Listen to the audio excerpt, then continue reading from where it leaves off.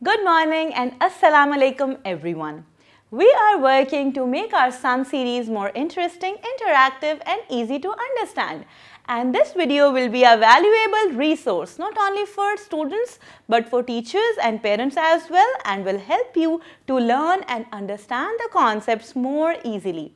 I am your teacher Aisha, and I welcome you all in your English class. And as you know, the book which we are doing is English book for grade 2. Until now, we are done with 10 units. Wow! Let's see what the next unit is about. So let's see the competencies first. According to the curriculum, we have 4 competencies: oral communication skills, listening and speaking, reading and critical thinking skills, vocabulary and grammar, and writing skills. And the breakup of competencies with respect to the book includes oral communication skills, listening and speaking, reading and critical thinking skills, aspects of language, and writing skills.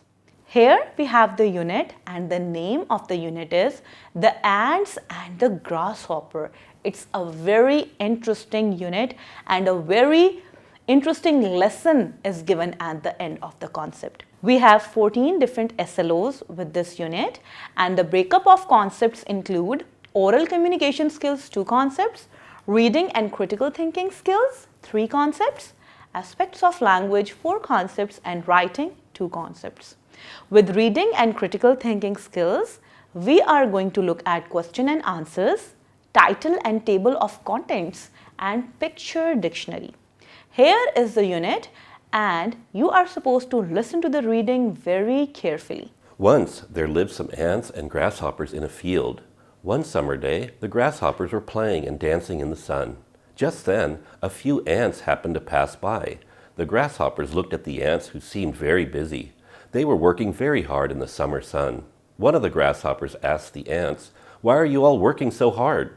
Come and play with us in the field." Practice the rest with the same intonation patterns with your teacher. Dear kids, I hope you have enjoyed the chapter, and let's see what questions are waiting for us to answer them. So first question is, where did the ants and the grasshoppers live? Where they lived, my dear kids? In the field, right? The second one is, who was lazy and careless in the story? We have 2 groups of insects, grasshoppers and ants. Which ones are lazy? You are going to tell me. Grasshoppers were the lazier ones. Okay. And what lesson did the grasshoppers learn when the winter came? What was the lesson behind that? They have learned that they should work hard and they should not waste time. Unlike ants, ants were doing their job, and when the winter came, they have a lot of food, they saved that, but grasshoppers don't have them. So time is very important, my dear kids. You are not supposed to waste time and work really hard. The next thing is title and table of concepts. Dear students, it's an important thing to learn. All of the books are having a title. What does the title tell? The name of the book is called its title. You can see the name of the book. It's the title of the book, and the page is called as title page. Then we have one more component of a book, and that is called as a table of contents, is a list of chapters and their page numbers. All the chapters of the book and their page numbers are being told in the content page. So here is an example content page is given, and you are supposed to answer the questions by looking at these 2 pictures. What is the title of the book? English grade 2. What is the name of unit 3? See, what is that unit 3? Yes, be aware. And which unit is on page 25? Now you are going to look at the page and tell me the unit name. Pop, pop, popcorn. So that is how you can read the content page. Here, look at the given picture dictionary and write the names of insects. I hope you are aware of the word dictionary. A dictionary is a book which is having so many words and their meanings. So what do you think about a picture dictionary? So a picture dictionary will be having some pictures and the names of those pictures. Like here we have some insects and you are going to make a picture dictionary yourself by naming them. What do you think? What is at first place? An ant. Then a ladybug. Then mosquito. After that, honeybee. Then a spider. At the end, it's a butterfly. And do observe that all of them are insects. Okay? They are from a particular family. That is why they have been placed together and we have named them to make our own picture dictionary. In oral communication skills, we are going to look at the plurals with s, z and is sounds and we are going to learn how to express joy. Here, we have some singular and plurals. As you know, when we have one thing, we call it as a singular noun. When we have many things, we call it as a plural noun. But plurals end on three different sounds. S, z and is. We are going to look at some examples to make it more clear. Read the given words: book, books, pot, pots, lip, lips. Now these words are ending on z sound, although we are adding s, but the sound is z. Fan, fans, bag, bags, pin, pins. And let's see what words end on is sound. These are those words which end on ch, ks or g. Let's see those ones. Page, pages, glass, glasses and dish, dishes. So three different sounds come at the end of plurals. Now say the given words and write them in correct columns. The next activity is so easy. The words are here. You are just going to characterize them by reading them and then you are going to characterize them in S sound, Z sound and is sound. Ants, gloves, boxes, hats, falls and watches. All these words are going to be characterized in the boxes given below. Let's move forward. We have a dialogue between Amir, Ali and Shams. Listen to the dialogue very carefully. Hello Ali, how are you? I am fine, thank you. Do you often come here? Yes, I come here to play. It's a safe place. Look, there's a safety gate at the entrance. A guard is always there to keep an eye on every stranger. You are right. Are you enjoying the cricket match? Yes, I've come to watch this match. My friends are batting in the field. That's very good. Why didn't you play? I had a knee injury at the weekend. The doctor has advised rest for a week. Oh, that's sad. You better rest. Thank you. I hope you have enjoyed the dialogue. Let's see what comes next. Here we have aspects of language and in aspects of language we are going to look at some word meanings, ordinal numbers, question marks and comma. Here are some words. The first word is plenty. Plenty means a large amount. When we have so much of something, it means it is plenty. Starve. Starve means the suffer lack of food. Lack of food when food is very less. Shivering is to shake your body when you feel cold or when you become fearful. Shelter. Shelter is a place to live or stay. Where we are living, this is our shelter. The next is cozy. Cozy is a very warm and comfortable place. Ordinal numbers. As we have done that before, read the given ordinal numbers. First, second, third, fourth, fifth, sixth, seventh, eighth, ninth and 10th.